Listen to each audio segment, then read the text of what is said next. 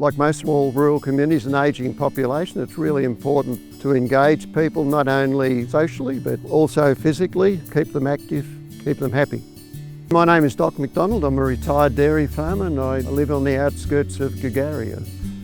20 years ago, Gargarro had quite a thriving retail sector. Unfortunately, we've seen most of those businesses close, as we have in many other small rural communities. The first decade of this century certainly presented some challenge for this community. We had the closure of the Heinz factory with a loss of 200 jobs, the millennium drought and the restructure of not only the irrigation industry but also the dairy sector. Heinz did have a social conscience. When they did leave the district, they donated this parcel of land on which we're standing. The complex here at the garden and the cafe is a really important, not only just for Girgarre, but for the regional community as well. A lot of people come out from Kyabram and surrounding towns. Whilst the $5,000 received from the Gardiner Foundation is a relatively small sum, if we add to it the donated materials and donated labour, we're probably looking at a $25,000 or $30,000 project.